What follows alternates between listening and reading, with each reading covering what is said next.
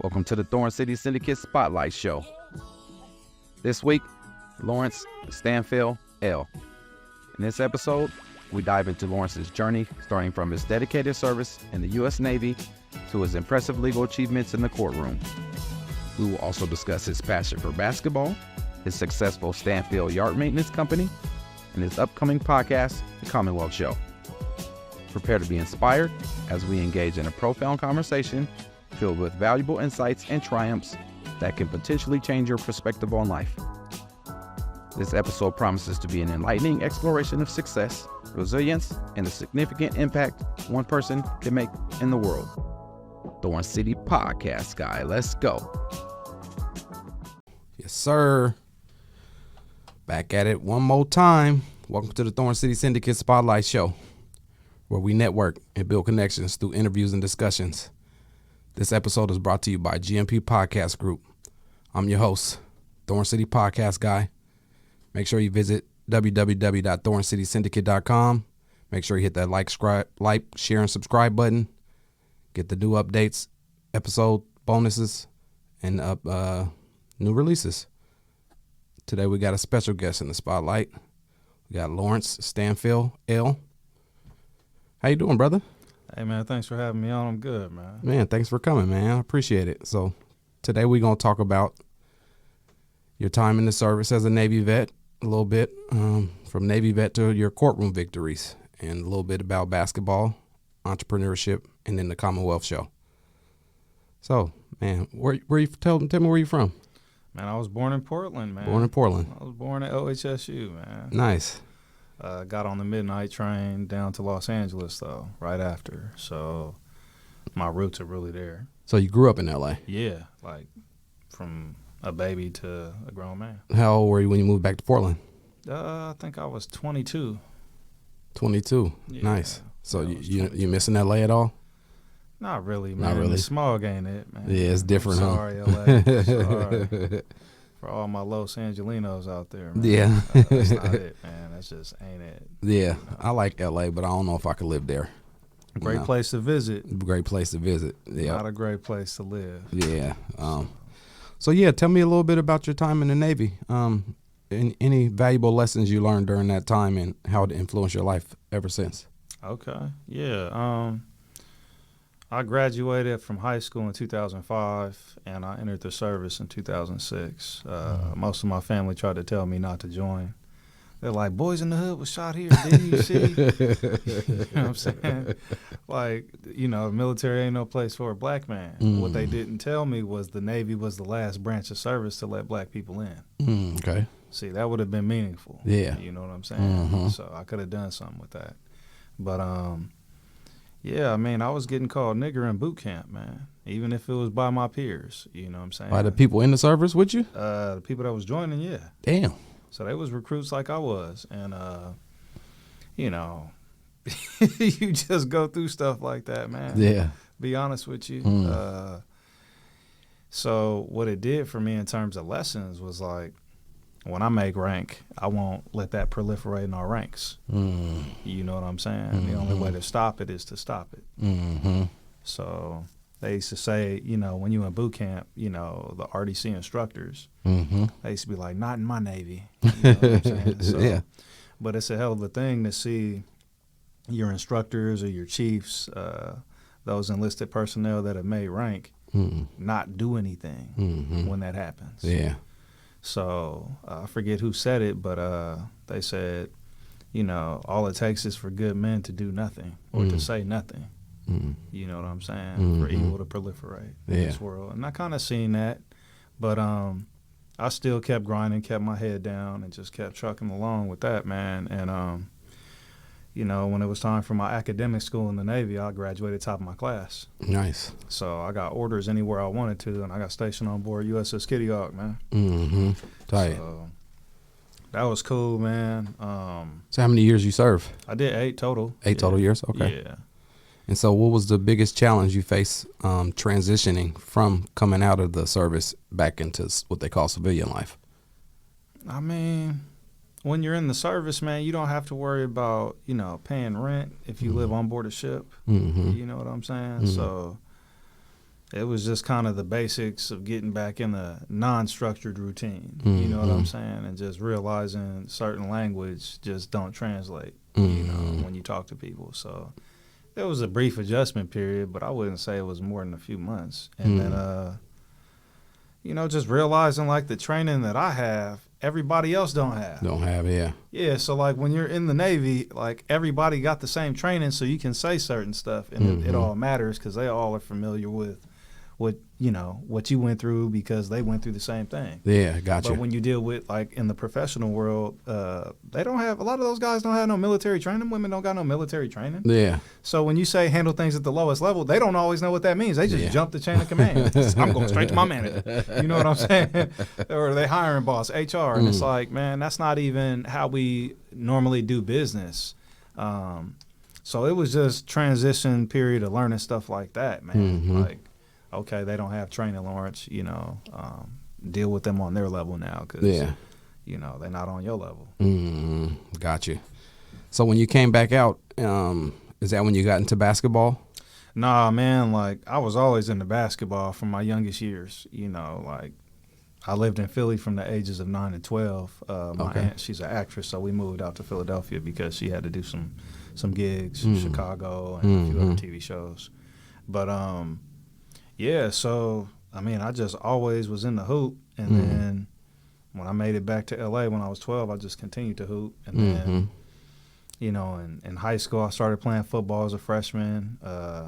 My coach just didn't want me to make the basketball team. So he just was like, I could teach you how to dribble. I could teach you how to shoot. And I was like, I do all those things. And he was like, but I can't teach you how to grow, man. You can't be on my team. Too short? Yeah. I was like almost my height now. I was like 5'8", 5'6". I'm like, bro, I could be a point guard, bro. And it was like, nah. I was hanging on the rim and he didn't care. So Oh, you had hops. Man, I was working on my boosties, man. Yeah. I was on that Vince Carter workout. 1,000 calf raises a day. You know what I'm saying? So, yeah. No, that's crazy. I loved playing basketball growing up, but once I got to high school, I kind of stopped.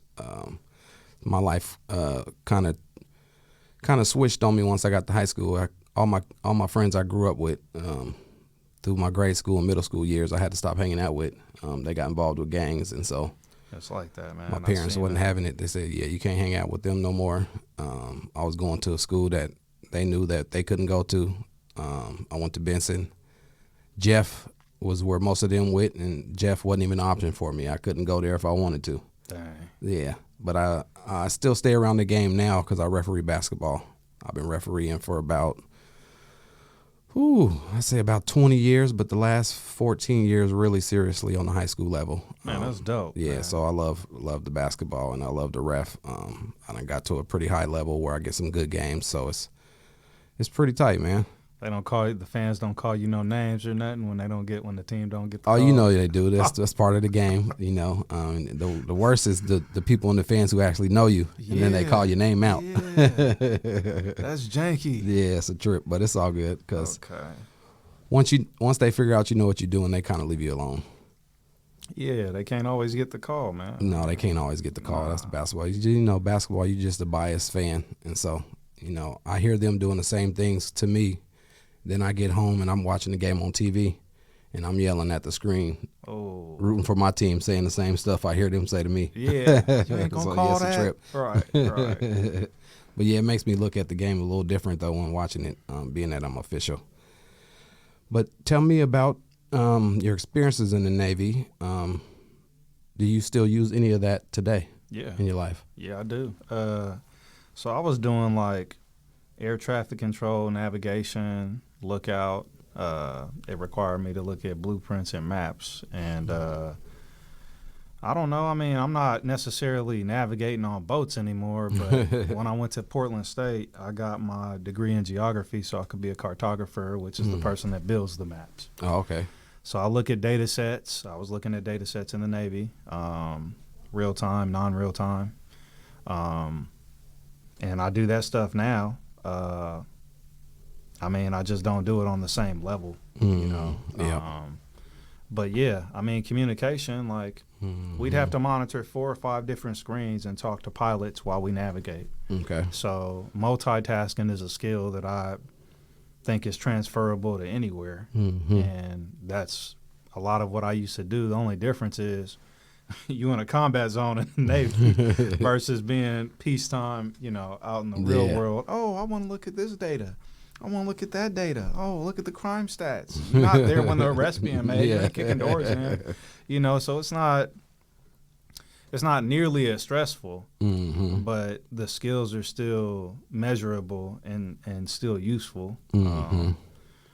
But yeah, like being in the Navy, man, just on active duty, I had a chance to go country to country and see different parts of the world that I ordinarily wouldn't have been able to go to. Nice.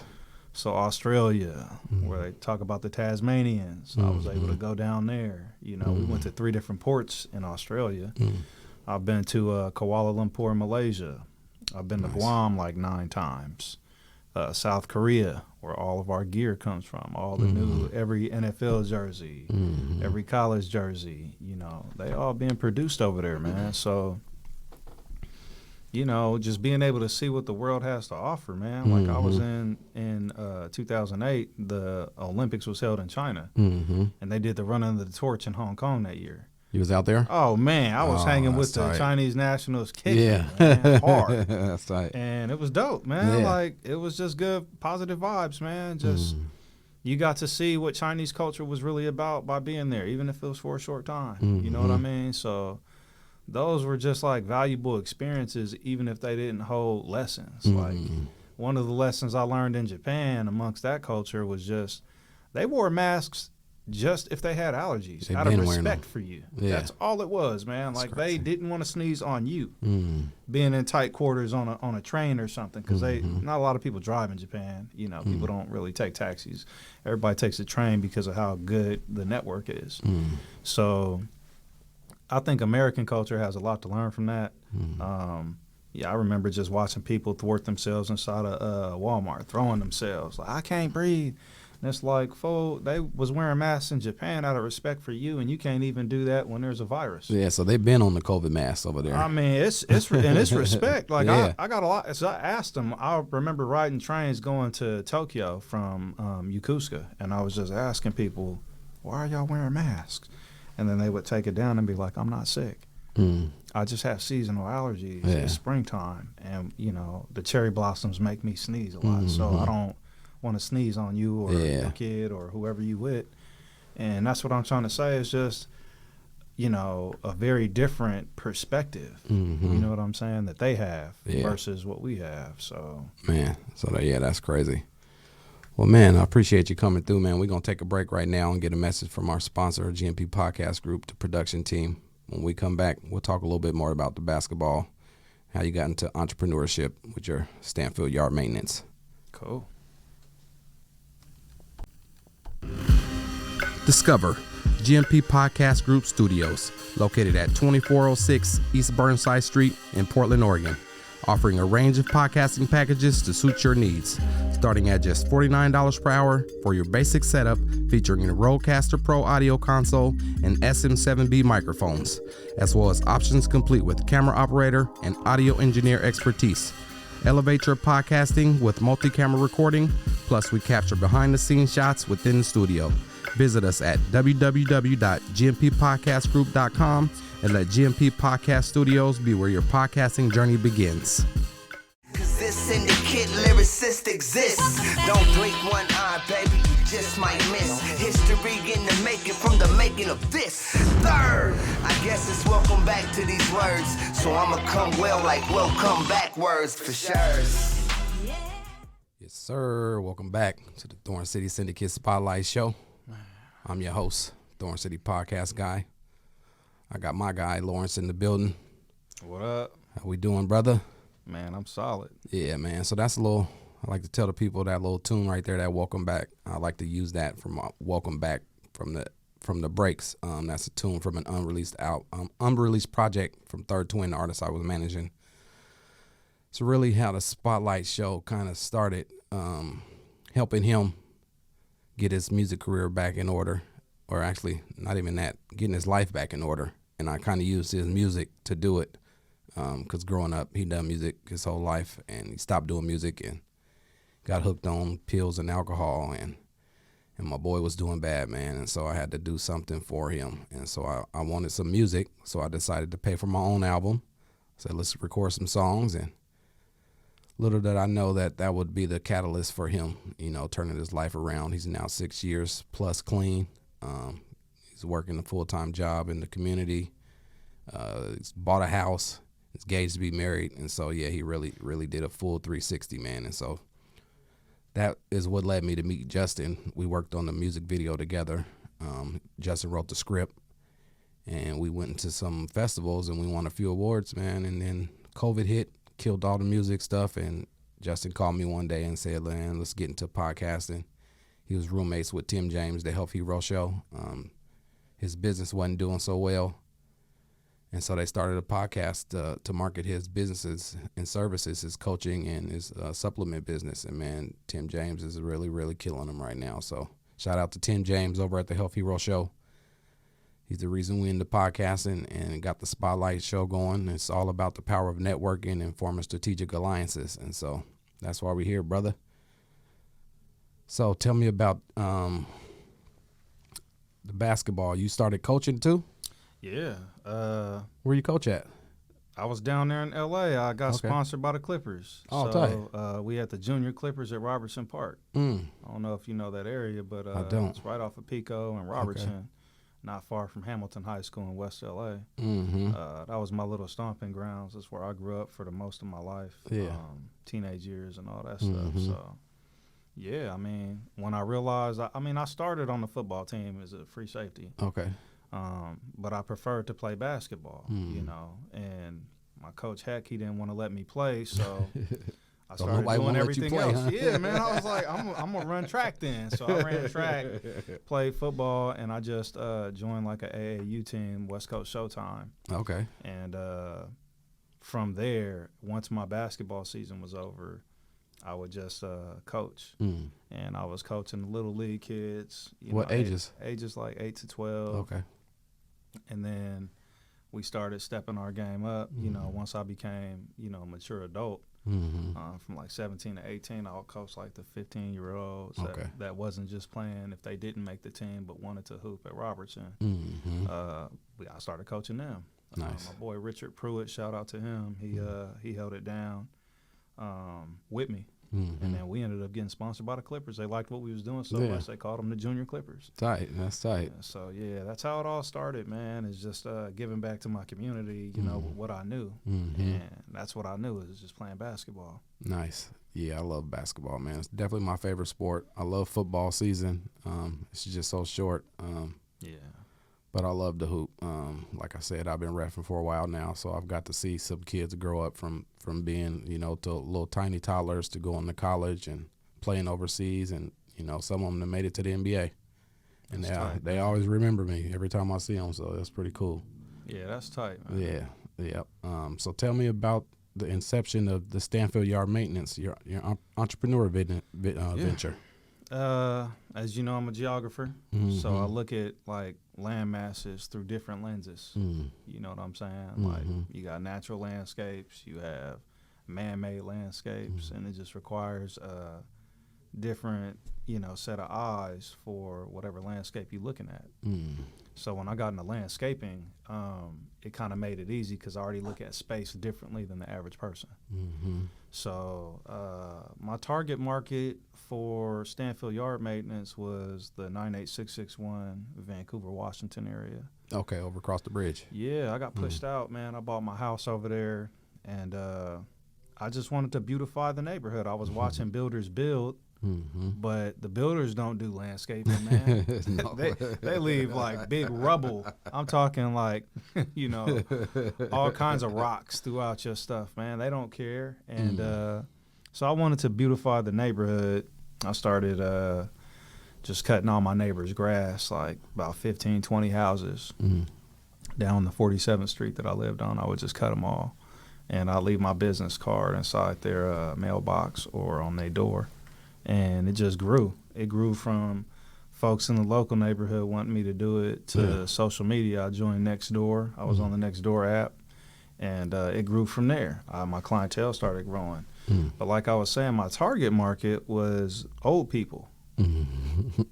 My target market was the elderly because they're the forgotten. Mm. They might own a great big lot, but they don't have any sort of resources in terms of people in their family to help them maintain and beautify their house. So what I would do is I would market myself on social media. That's how I would try to grow my clients. But the target amongst old people was people that were either disabled or on cancer, had cancer or something. People that physically couldn't do it. So there were instances where I was doing work for free, you know, but I was giving back to the neighborhood that needed it people, the most, you know, and that's how I built it on the strength of my name. Nice. So how Stanfill was out there just grinding, making sure that folks, you know, property looked good. You know, I'm a disabled vet, so I'll be at home sometimes as a single dad. You know, so then when my daughter's at school, I have plenty of time to go knock out a few houses and, you know, edge and mow, you know, rake some leaves, rake some pines, you know, lay some stuff down that they need, you know, trim some stuff, Nice. you know. So that's how it all started, man. But my target market was just helping the elderly people that couldn't do it. The young people that didn't want to do it, yeah, I would get those calls on next door too, like, hey, man, you know, can you prune this tree? I'm like, that's landscaping. That's not yard maintenance. That's not yard Hey, that's not yard maintenance, man. So I'll pay you $200. I don't know about that. The state of Washington gonna want some of that, man. They gonna need their cut. I can't do that, man. You know. So yeah, that's how it started, though, man. And then business grew. I didn't hire anybody because I started the business like 2018, 2019 on September 1st, and then COVID-19, as you know. So that kind of put a damper on stuff. But, you know, living in the Northwest, you can't operate. Your grass goes dormant in the wintertime anyway. Yeah. So there's nothing to cut. There's nothing to mow and edge anyway. So it's Yeah. only a seasonal business. Seasonal, yeah. And so it had started out as a hobby, man. Like I was saying, I was doing, you know, cutting my neighbor's grass because it was brand new, high-rise, new development homes. We all looked the same, cookie cutters next door. So I wanted everybody's stuff looking proper so my property value would go up. Yeah. So wait, would you just cut their yard and they didn't know you was cutting it? Yeah, they didn't call me or nothing. No, you just show up and cut their yard? I was like, damn. I looked at their stuff, and every day I'm driving past, I'm like, damn, they're not gonna do it.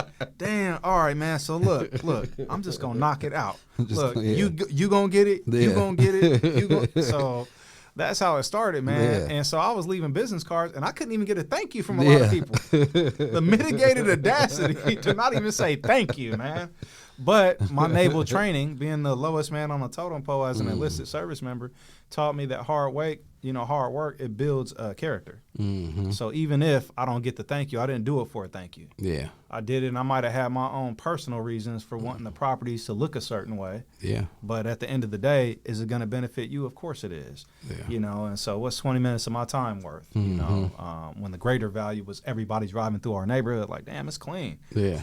Who is doing this? There you And go. so then I'm taking pictures of the whole block. That's me. Yeah, and that's Stanfill Yard. And so then folks on next door just wanted to get in on that. Like, hey, man, my yard's about that big. I could pay you $30. Look, I'm only going to mow and edge it. Yeah. I'm only going to mow it. Well, that's good. I got a bin. You don't even have to take it away. Just dump it in my bin. And so that, you know, on the lowest level, just helped me build up. You know what I'm saying? And that's how it is, man. You gotta start I stopped somewhere. doing it, though. I stopped doing it because I got hit by a car. Oh, shit. I was I was at a chiropractic visit from my daughter, and I was opening her door, and this lady ran me over and kept going.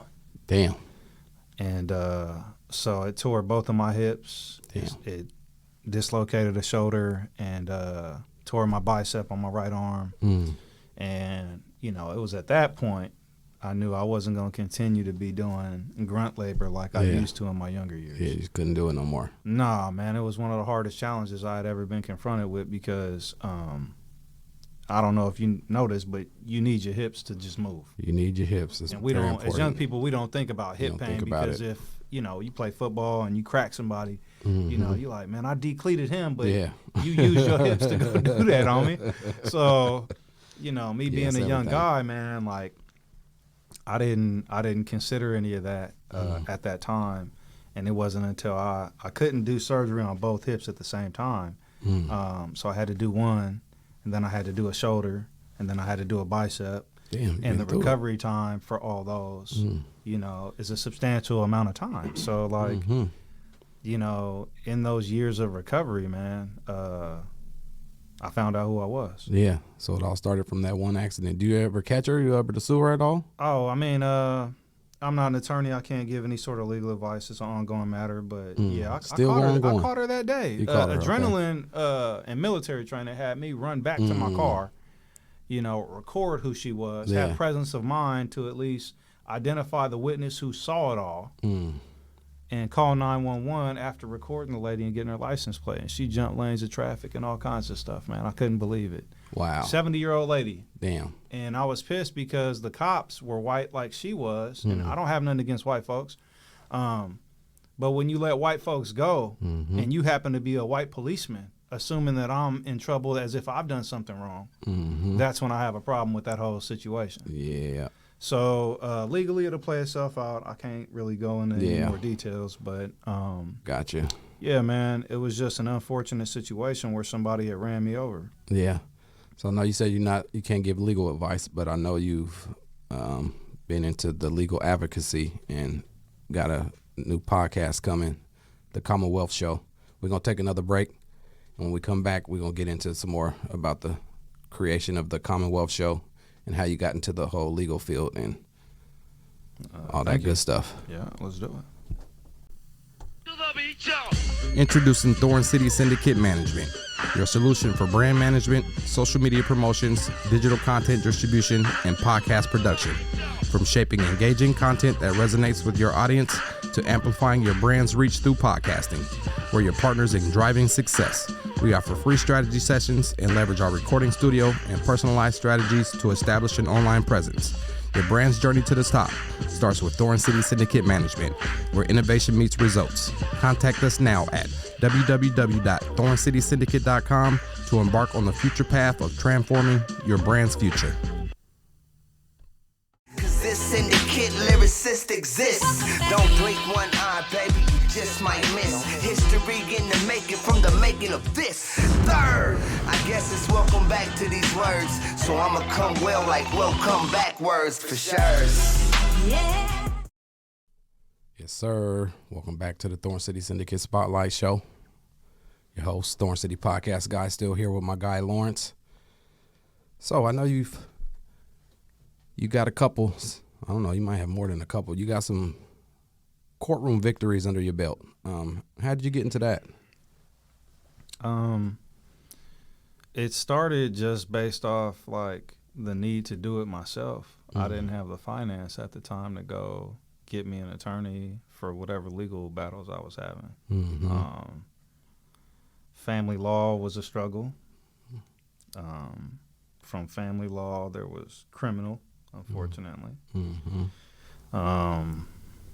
And then when I started winning in the criminal venues, I don't know if that made a name for myself by doing that, but yeah,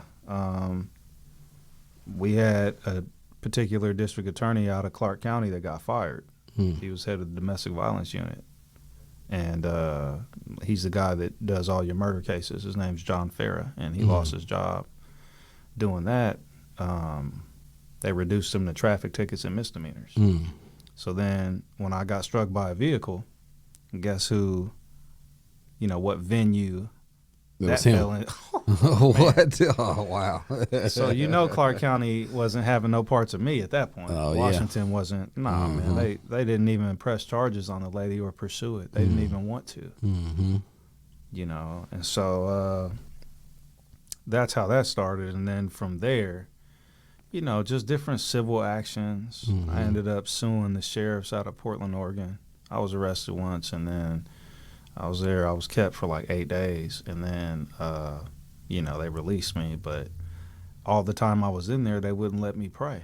So there's Christians that was in there wanting to pray on Sundays, and they was perfectly fine with that. But when it came to me, they wouldn't give me any of that. So I started writing kites, and like the Navy taught us, handle things at the lowest level, document everything.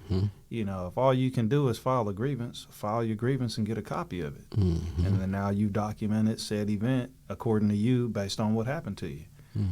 So I used those pieces of evidence as litigation and leverage points in all of my cases that I had against, the sheriffs.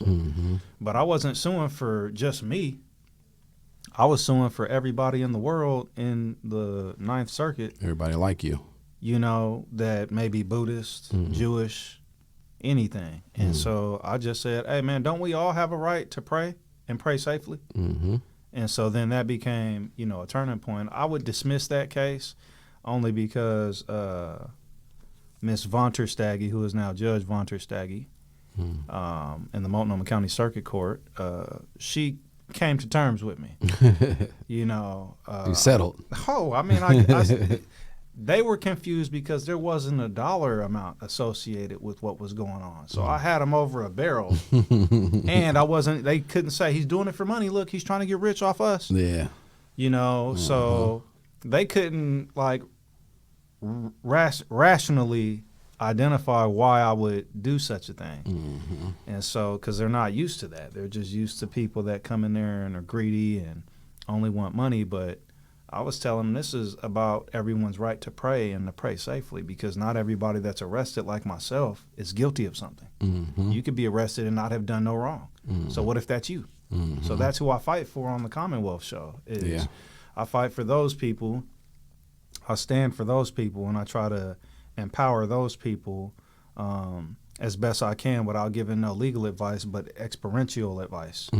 Whatever I've experienced, I can articulate in an intelligible tone, and my audience can infer what I'm saying. And that's essentially what I'm trying to do, is help educate the masses of these people that will be watching the show at some point. Hey, you come in there and you dress well, you get familiar with the Black's Law Dictionary, you have an understanding of this book right here.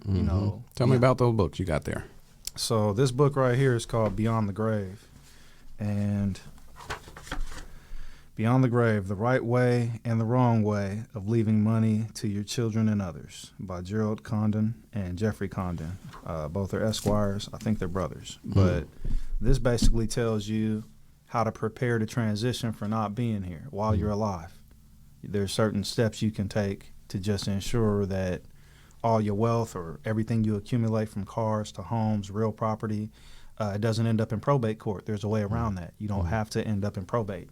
Rich, wealthy people understand building a trust is one of the key elements to not do that.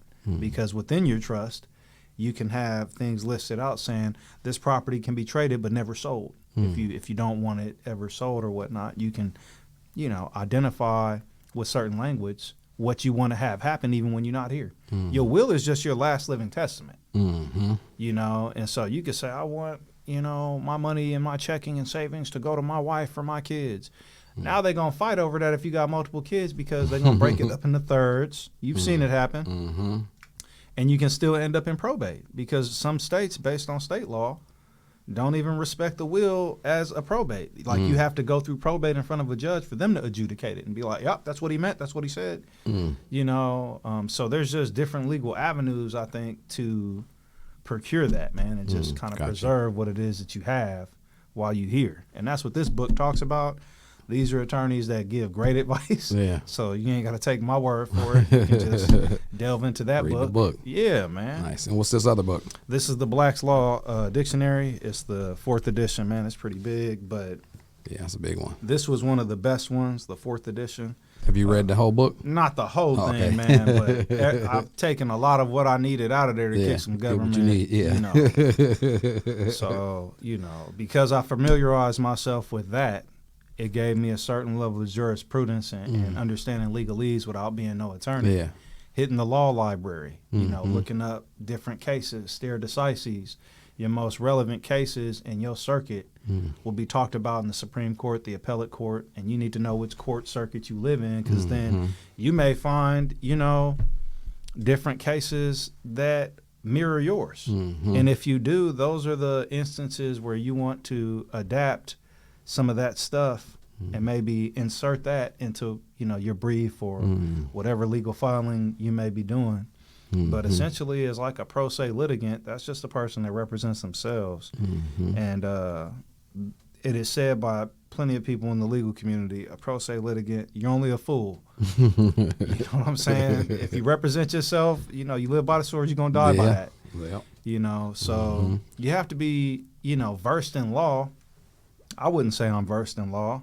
I'm familiar with certain, you know, tactics and procedures that attorneys will use, you know, to preserve evidence or, you know, draft subpoenas or court judgments. But, you know, I'm not an attorney, man. And though I have a legal zeal or passion to, you know, finish law school, I'm not an attorney. So I don't want anybody to just take my words as, hey, man, he told me, you know, if I just file this motion with an affidavit and include a judgment, that's going to get me, you know, what I want to the promised land. And that is not true. That's not true. That is not true, man. You can have a judge laugh at you. You know, I had a judge in family law, Mary Southern Wyatt, Multnomah County. It was family law. She told me right when I walked in to sit down and shut up. And I said, am I in the right courtroom? Because I thought this was family law. I wouldn't even talk to my children that way. Yeah. So, ma'am, who are you? Yeah. And, you know, she tried to sign me up for child support, and then I beat that. Beat that with a stick. And I had the Attorney General begging me not to sue them when I was done. You know, Jonathan Tucker. Yeah. You know, from Department of Justice out here, Multnomah County. Yeah. Yeah, he begged me not to sue him. He seen what I was doing at federal court with Ms. Vonterstaggy and how I had them wrapped up. He was like, who is this dude? Who is this guy? Like, who is he, bro? Does anybody know who this man is? Who is he? Troubles. Who is this guy? And so, you know, they didn't respect me initially, but they do now. They do now. Well, hey, man, that's what y'all got to look forward to with the Commonwealth Show. Like he said, he's not a lawyer, but he's been through some things, and he's got some great information to share. So if you into court and you got to represent yourself, you might want to tune into the Commonwealth Show. You just might learn something. But we just going to wrap it up here, man. I'm going to recap what we got from today's episode. We talked about Lawrence's journey from the Navy into entrepreneurship and to becoming a podcast host, a little about his basketball. He shared some valuable information with us about his legal challenges he's been involved with. So, man, I appreciate you coming through, man, and sharing your insights and dropping some jewels on us, man. Where can the people find you? Laces_310 is my Instagram. If you guys are out there, I don't really post anything but certain basketball videos that are pretty old at this point. You know, you can reach me on Instagram. You can follow me on Facebook, Lawrence Stanfill-EL. I'm probably the only one out there. My profile icon is Aaron Yeager from Attack on Titan. So if you look me up and you're like, hey, this is the dude I seen on the show ain't there. It's me. You just got to add me, man. And then, you know, you'll see all my other Navy photos and what have you. But it's mainly for me to just stay in contact with friends and family and everybody I served with overseas still. So nice. You don't think I'm as active talking about the Commonwealth on there is a reason for that. Got you. So any final words or advice or insight for individuals dealing with legal challenges? Motivation is self-propelled. It's like a ship. That was my definition of motivation when all my chiefs interviewed me in the Navy. It's self-propelled. You know, if you want to move forward, you got to have the motivation and integrity within yourself to want to move forward. Nobody's going to help you move forward outside of you. Yeah, I mean, you might be up against, I don't know. I was up against a heavy-handed prosecution before, man, about 5 different prosecutors from Lewis and Clark. You can win, man, despite the odds, man. Read that book by Richard Wright, Always Outnumbered and Always Outgunned. You know, I've seen various difficulties in life, you know what I'm saying, from foster homes to racial discrimination in the Navy. I've been marginalized at Portland State, but that doesn't give you an excuse to stop. You know, you got to get out there and continue to grind despite whatever odds you're up against. You know, I hear from all these professional athletes all the time on their podcasts and stuff when they interview Patrick Willis and, you know, just, you know, Kawhi Leonard and these people, they experience, like, one of their brothers, I think it was Patrick Willis, forgive me if I'm wrong, but I think his brother or somebody got killed when he was a youngster. Damn. And they asked him, like, what was your reason for not doing drugs and doing that? And he said, that. You know, and we see too often, especially in Los Angeles, where there's a preponderance of gangbanging. Mm-hmm. You ask some of them guys, why'd you become a gang member? Why'd you jump off the porch and start banging? And they'd be like, oh, because I lost such and such. So my mom and dad wasn't there for me, so I just chose to do it. And it's like, that's a reason, Mm-hmm. but I don't know if that should be a reason to go do that. It can be your reason, but that could be the same catalyst reason that I have to not do that. To not do it. You know, you look at Charlie Sheen and Emilio Estevez, just, you know, worlds apart. You know what I'm saying? And they had the same upbringing. Mm-hmm. They grew up in the same house, same environment, so you can't blame it on the environment or lack thereof of money, because they had that. Mm-hmm. But you can just see one person went off into drugs and cocaine and alcoholism, and then the other one didn't. Mm-hmm. And so that's what I'm trying to articulate is like, be the positivity you want to see in the world, man. Just go for broke, man. Mm-hmm. You gotta fight. Yeah, man. Continue to fight, man. Gotta fight. You gotta fight, man. Gotta fight, man. So yeah, y'all be on the lookout for the Commonwealth Show. It's in production with GMP Podcast Group, and we'll be coming to you soon. Like I like to say, I encourage my listeners to explore your passions, embrace innovation, and pursue entrepreneurship in your own unique way. Thanks for joining us. Explore the power of networking and find inspiration by following me at Thorn City Podcast Guy for the updates, exclusive behind-the-scenes content, and join the conversation today. Stay tuned for future episodes of the Thorn City Syndicate Spotlight Show as we continue to highlight individuals, businesses, brands, and podcasters. Don't forget to subscribe to the Thorn City Podcast Guy YouTube channel. Follow at Thorn City Syndicate, the management company, and at GMP Podcast Group, the production company as well. And don't forget to drop by www.thorncitysyndicate.com. Schedule your free strategy sessions. It's the Thorn City Podcast Guy. Holla at your boy. Right on, brother. Man, that was clutch, man. That was clutch, man. What man? What power? Hoodoo. I appreciate y'all tuning in to another episode of the Thorn City Syndicate Spotlight Show, where we network and build connections, interviews, and discussions. Until next time, holla at your boy, Thorn City Podcast Guy. I'm out. You remind me of a man.